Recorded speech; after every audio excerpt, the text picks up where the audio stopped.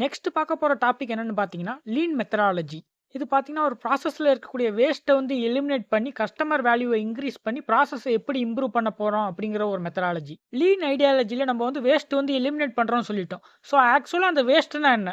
இப்போ ஒரு product manufacturing பண்றோம்னா, அந்த மேனுஃபேக்சர் பண்றதுக்கு 5 ப்ராசஸ் இருக்குன்னு வச்சுக்கலாம். இந்த 5 ப்ராசஸ்ல 4 ப்ராசஸ் மட்டும் தான் கஸ்டமரோட ரெக்யர்மென்ட். இப்போ 5வது ப்ராசஸ் பார்த்தா சும்மா கடமைக்குன்னு பண்ணிக்கிட்டு இருக்கோம். அதுக்கு வந்து கஸ்டமர் எந்த ஒரு பேயும் பண்ண போறதில்ல. ஸோ அந்த எக்ஸ்ட்ரா இருக்கக்கூடிய இந்த அந்த ப்ராசஸ்ல இருந்து மொத்தமாவே நம்ம எலிமினேட் பண்ணிடுறோம். இந்த மாதிரி நம்ம எலிமினேட் பண்ணி கஸ்டமரோட வேல்யூ வந்து நம்ம இன்கிரீஸ் பண்றோம். இதுதான் பார்த்தீங்கன்னா வேஸ்ட் எலிமினேஷன். அதாவது லீன் மெத்தடாலஜி. லீன் மெத்தடாலஜியை பொறுத்தவரை நிறைய கேரக்டரிஸ்டிக்ஸ்லாம் இருக்கு. அதுல சில முக்கியமான கேரக்டரிஸ்டிக்ஸ் பத்தி நம்ம வந்து டிஸ்கஸ் பண்ணுவோம்.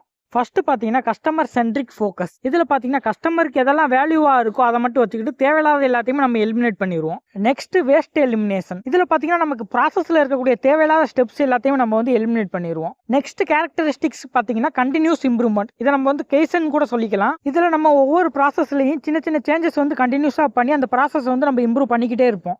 Next characteristics full system. இதில் பார்த்தீங்கன்னா நமக்கு வந்து ஓவர் ப்ரொடக்ஷன் பண்ணாமல் எந்த ரெக்யர்மெண்ட்டோ அதை மட்டும் நம்ம ப்ரொடக்ஷன் பண்ணி வச்சுக்கிடுவோம். நெக்ஸ்ட் பார்த்தீங்கன்னா ஜஸ்ட் இன் டைம்.